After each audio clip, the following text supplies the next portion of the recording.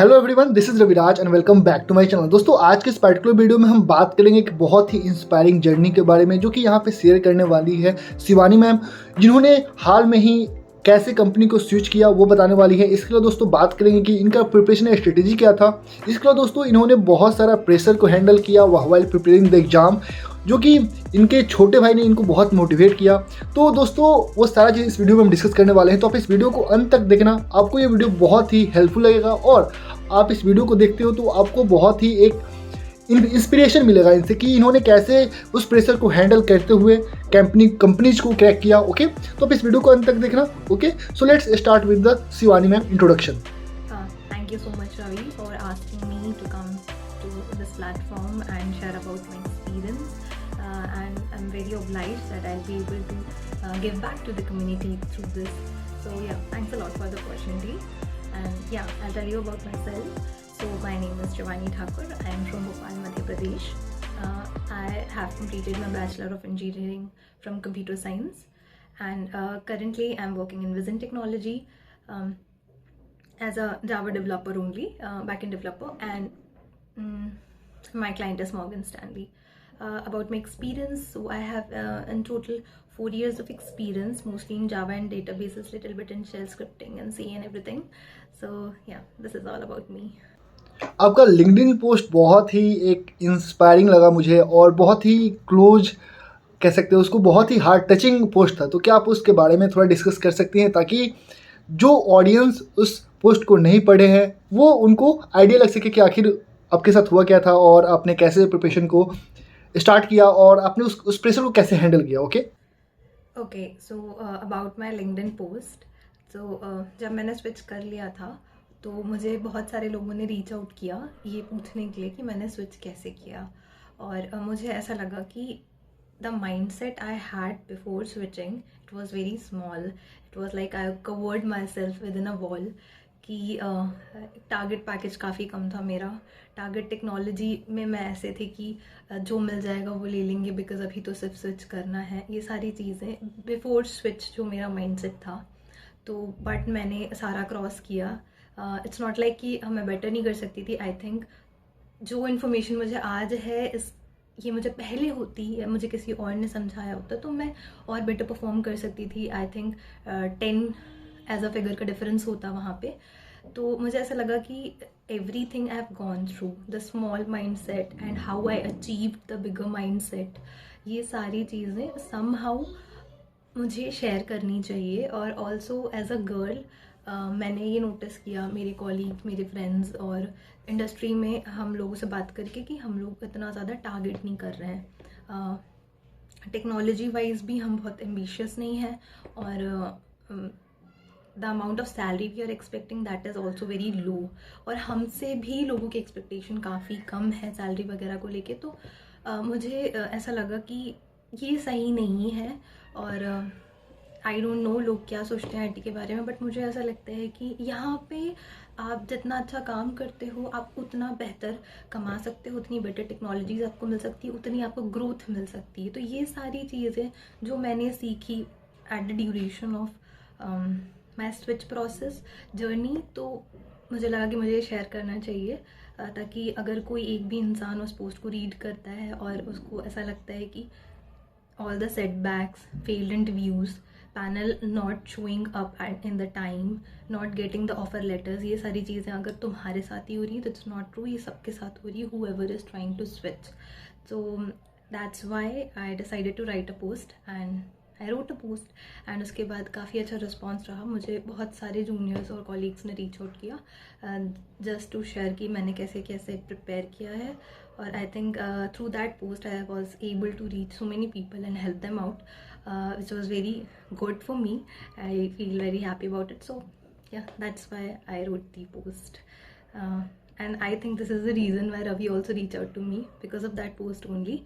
So I'll recommend you to go and read it if you can, and you'll be able to understand एक अच्छा खासा आपको information मिलेगा कि क्या क्या प्रॉब्लम्स हो सकती हैं, आपको कैसे कैसे डील करना है।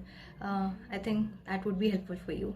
सो या जैसे कि हम जानते हैं कि आपने पिछले 2 कंपनीज में काम कर चुके हैं, तो आपका वो जर्नी कैसा रहा? क्या आप उसके बारे में थोड़ा डिस्कस कर सकती हैं ताकि ऑडियंस को आइडिया लग सके कि आखिर आपने किस टेक्नोलॉजी पर काम किया और आपका वहाँ पे एक्सपीरियंस कैसा रहा?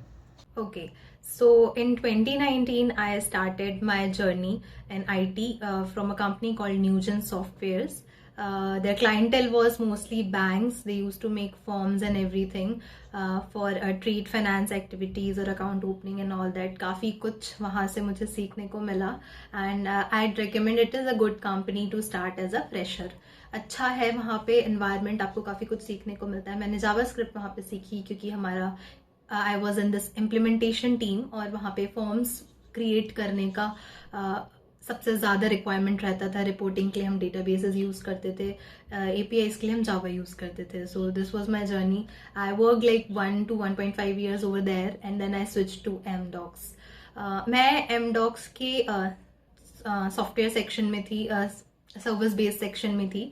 तो वहाँ पे हम I had a client and I use to work for that. Migration का प्रोजेक्ट था हमारा. We were doing this cloud migration over there. तो काफ़ी कुछ सीखने को मिला वहाँ पे. I learn shell scripting over there and it was a great environment there. Amdocs as a company, as a culture wise, it was a great place to join. Managers are great, colleagues are great, you can connect to anybody. Teams को बहुत ही enthusiastically use किया जाता है वहाँ से. You can do and learn as much as you want over there. So mdocs का experience काफ़ी अच्छा था मेरा. But I'd suggest कि once your work become redundant, like now you know everything, how to handle all kind of issues. So आप वहाँ पर there is no point of growth for you.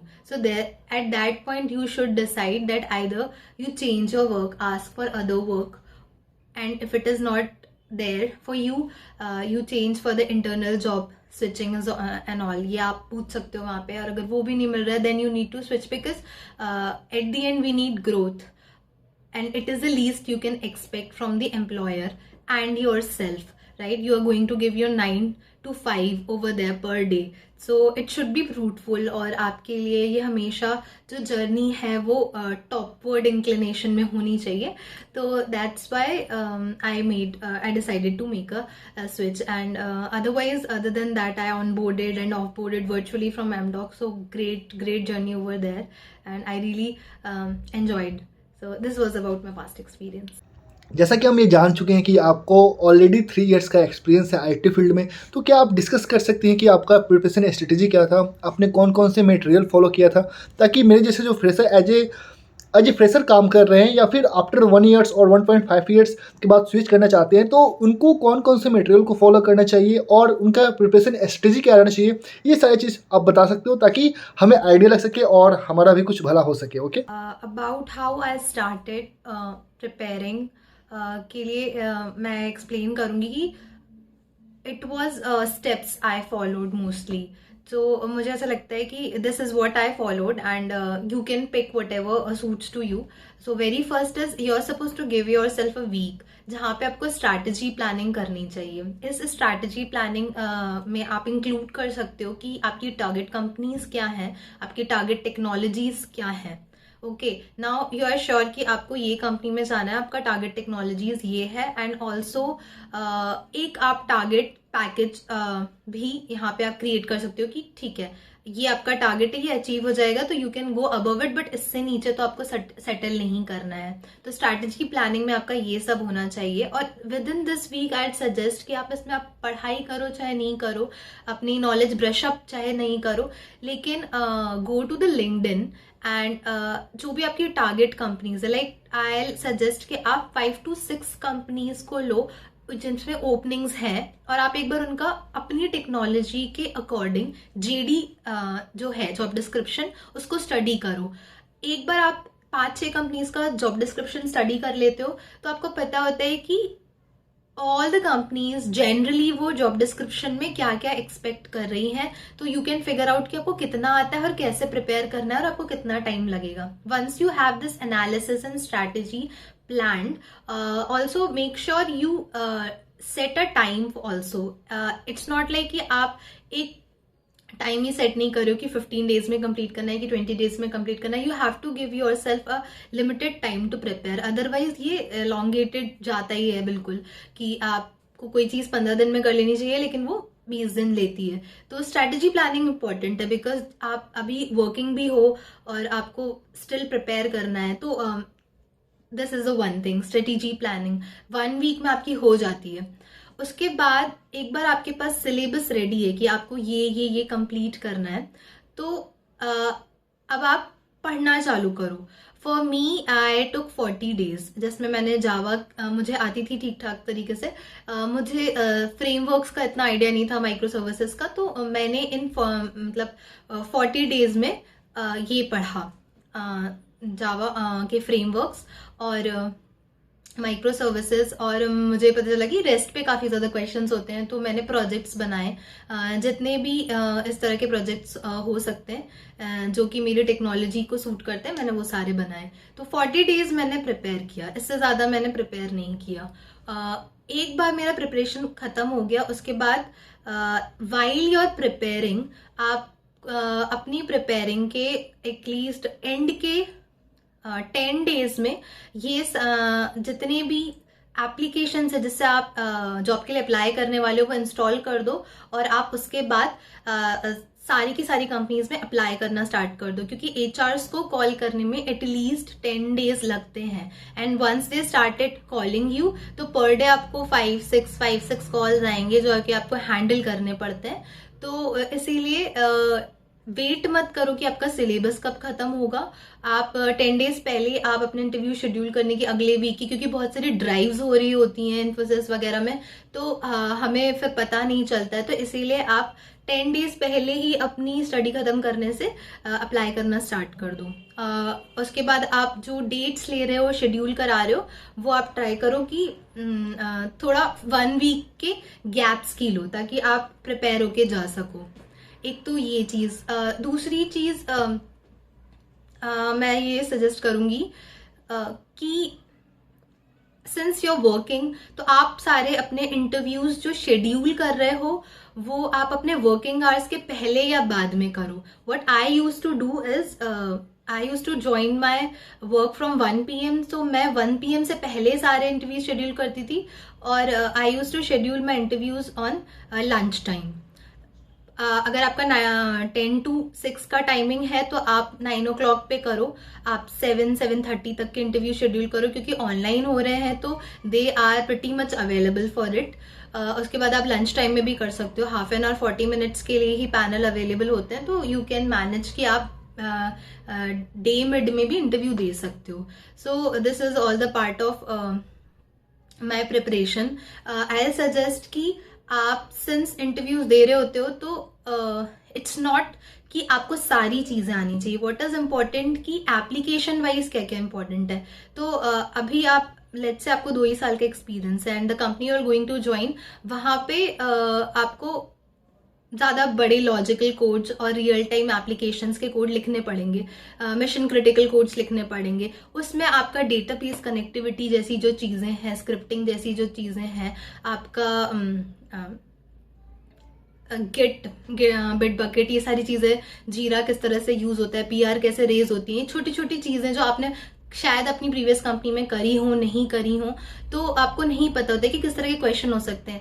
आप बस स्प्रिंग बूट का framework ready करके चले जाओगे, आप नहीं कर पाओगे सारे क्वेश्चंस को आंसर. तो इस चीज़ के लिए मैं सजेस्ट करूंगी कि जिन्होंने करेंटली स्विच किया हुआ है, अभी ट्रेंड क्या चल रहा है, क्वेश्चंस क्या चल रहे हैं, लेटेस्ट स्विचेस जो करें आपके कॉलीग्स ने, फ्रेंड्स ने. लिंक्डइन पे हमेशा लोग होते हैं आंसर करने के लिए. आप एक सेट ऑफ क्वेश्चंस हमेशा निकलवा के रख लो अपने लिए, और आप उनको प्रिपेयर करके रखो. जैसे कि जो मैंने सबसे ज़्यादा फेस किया तो वो ये था कि मुझे जावा आती थी, बट मुझे मेमोरी मैनेजमेंट के क्वेश्चन इतने नहीं आते थे, और मैंने सबसे ज़्यादा क्वेश्चंस मेमोरी मैनेजमेंट में फेस किए, क्योंकि कंपनीज बड़ा डेटा हैंडल कर रही हैं और वो चाहती हैं कि हम इस तरह से कोड करें जिसमें हमारी मेमोरी को हम ऑप्टिमाइज वे में यूज कर सकें. तो ये छोटी छोटी चीजें हैं. कुकीज वगैरह के क्वेश्चन हमें नहीं, हमारे सिलेबस में हम एंटर नहीं करते. तो हमें अगर एक इन्फॉर्मेशन हुई किस तरह के क्वेश्चंस उस टाइम पे पूछे जा रहे हैं आपकी टेक्नोलॉजीज में, तो हम बेटर इंटरव्यूज दे पाएंगे कंपैरेटिवली. उसके बाद मैं एक चीज और सजेस्ट करूंगी अबाउट द कोडिंग. तो जावा में ये मेरा पर्सनल एक्सपीरियंस है कि अगर आपको स्ट्रिंग और एरे के जीएफजी के सारे कोड्स आते हैं तो मेरे हिसाब से आप इंटरव्यूज क्रैक कर सकते हो इजीली, बिकॉज जो टेक्निकल राउंड्स होते हैं उसमें आपके जो क्वेश्चंस वो आपसे पूछ रहे हैं देयर आर चांसेस कि आप इनकरेक्टली आंसर करो, बट अगर आप you are able to make the code somehow right and अगर आप आउटपुट निकाल पा रहे हो तो हमेशा आपका टेक्निकल राउंड क्लियर होता है. तो make sure you are able to code. Day 1 जब आपने स्टार्ट किया था ना प्रिपेयरिंग का, आप तब से अपनी कोडिंग स्टार्ट करो. पर डे 1 कोड कर लो, पर डे 2 कोड कर लो, but you have to complete the string and array questions, क्योंकि उस पर सबसे ज्यादा क्वेश्चंस आते हैं. एक चीज मैं और सजेस्ट करूंगी कि गीक ट्रस्ट करके और भी कुछ ऐसी कंपनीज हैं, आप उनको रीच आउट कर सकते हो. तो वो एक बार आपका रिटन टेस्ट लेते हैं और उसके जो आपके मार्क्स आते हैं उसके बेसिस पे मल्टीपल कंपनीज में आपका रिज्यूमे भेजते हैं. तो यहाँ पे आपका काम बच जाता है अलग अलग इंटरव्यूज और रिटन टेस्ट देने का. तो आप ये फॉलो कर सकते हो. बाकी yes, believe in yourself and give as much as interviews you can, because वहीं से आपको better technologies के options और एक अच्छा खासा सैलरी हाइक मिलेगा. तो या ओके मैम, ये तो रहा आपका जो भी प्रिपरेशन स्ट्रेटेजी था. आपने कौन कौन से मटेरियल को फॉलो किया या फिर सोर्सेज कह सकते हो, आपने कौन कौन से फॉलो किए उसके बारे में थोड़ा ब्रीफ आइडिया दे दो ताकि जो फ्रेशर है उनको आइडिया लग सके कि कहाँ से उनको क्या पढ़ना चाहिए. Regarding the sources I used में मैंने जावा के कोडिंग क्वेश्चंस एंड एवरीथिंग के लिए जीएफजी यूज़ किया था. इंटरव्यू प्रिपरेशन के लिए मैंने प्रैम्प यूज़ किया था. कोर जावा के लिए मैंने जावा की ब्लैक बुक यूज़ करी थी. उसके बाद स्प्रिंग बूट हाइबरनेट के लिए सिक्योरिटी के लिए मैंने चैटडाबी का यूडमी कोर्स यूज़ किया था. एंड अदर देन डैट सारे के सारे टॉपिक्स पर मैंने what are the interview questions on those topics ये यूज़ किया था. तो that's how I prepared. Okay ma'am, तो ये रहा आपका प्रिपरेशन स्ट्रेटेजी. मैम, जैसा कि मैंने आपका लिंक्डइन पोस्ट पढ़ा था, आपने बहुत सारी कंपनीज में अप्लाई किया था, तो आपने कौन कौन से वेबसाइट को फॉलो किया था कि आप यहाँ पे ब्रीफली डिस्कस कर सकते हो? क्योंकि मैं जब एज ए फ्रेशर अप्लाई कर रहा था तो मैंने बहुत सारी कंपनीज में अप्लाई किया था, लेकिन बहुत सारे ऐसे वेबसाइट है जो कि ट्रस्टफुल नहीं होता है, वहाँ पे बस फेक जॉब अपॉर्चुनिटी प्रोवाइड किया जाता है. तो आपने कौन कौन से वेबसाइट को फॉलो किया था? आप यहाँ पे ब्रीफली डिस्कस करो ताकि हमें आइडिया लग सके कि कौन कौन से वेबसाइट ट्रस्टफुल हैं और हमें जेन्युइन वहाँ से कुछ रिस्पॉन्स मिलेगा. ओके, तो आप बताओ. About how I applied in all those companies. मैंने नौकरी यूज़ किया है as a platform to apply in all the companies. LinkedIn jobs को मैंने यूज़ किया है. स्टार्टअप्स पे इंटरव्यू देने के लिए मैंने हायरेक्ट यूज़ किया है. उसके बाद सारी की सारी इन्फॉर्मेशन मैंने ग्लासडोर से कलेक्ट करी है. और पैकेजेस अगर मुझे प्रॉपर ऑफर हो रहे हैं कि नहीं हो रहे, ये सारा चेक करने के लिए मैंने फिशबोल यूज़ किया है. So these are the applications I have used for applying and checking everything. So yeah okay, तो आपके पास ऑफ़र कितने थे? लाइक जैसे कि मैंने पढ़ा था तो आपने वहाँ पे मेंशन किया था, तो आप यहाँ पे ऑडियंस को बताओ ताकि ऑडियंस को भी आइडिया लग सके कि आपने कितने ऑफ़र को ग्रैब्स किए थे. Okay, so after giving 50 plus interviews in the span of 2.5 months and countless written rounds, I was able to get the offer letters from 8 or 8 plus companies. Yeah. Okay, thank you so much, ma'am, for sharing such a great experience of yours. And in the last, I just want advice from you that suppose anyone is working as a fresher in any company or he have experience or of 1 or 1.5 years and want to switch, what should we do here? And so just give us brief advice to people like me. Okay. About the advice I want to give, I'll give you 3 advice. First of all is about your first offer letter. So I'll suggest कि आप पहला offer letter जितना जल्दी हो सकता है उतना जल्दी जनरेट करवाएं. रेगुलर एचआर से फॉलो अप करके आप चाहे तो एक सिंपल इंटरव्यू सिंपल कंपनी का देकर फर्स्ट ऑफर लेटर जनरेट करवा सकते हैं, so that you will be able to get the raise over that number. Second thing is negotiation. It is the key. हमें ऐसा लगता है कि whatever we are getting offered is enough, but नहीं. HRs के पास अच्छा capacity होता है सैलरी हाइक का भी और अच्छी जॉब रोल का भी. So if you will ask, there is a good chance you can get it. And last but not the least, I'll suggest is always wear confidence and smile while giving the interviews, and it does works like a magic. So yeah, that's it. तो दोस्तों ये रहा Shivani ma'am का एक inspiring journey switch का। तो आपको ये वीडियो कैसा लगा आप कमेंट सेक्शन में जरूर बताना, और वीडियो अच्छा लगे तो वीडियो को लाइक करना, और ये वीडियो अपने दोस्तों को भी शेयर करना। और जो वर्किंग प्रोफेशनल है, जिनके पास एक्सपीरियंस है 1 ईयर्स का, 2 ईयर्स के बाद, और वो स्विच करना चाहते हैं, तो उनको लिए वीडियो बहुत ही हेल्पफुल हो सकता है कि उनको प्रिपरेशन कैसे करना चाहिए, कौन कौन से स्टडी मटेरियल को फॉलो करना चाहिए। तो आप उनको भी वीडियो जरूर शेयर करना, और अगर आपको वीडियो अच्छा लगे तो वीडियो को लाइक जरूर करना। ओके, मिलते हैं फिर नेक्स्ट वीडियो में, तब तक के लिए धन्यवाद।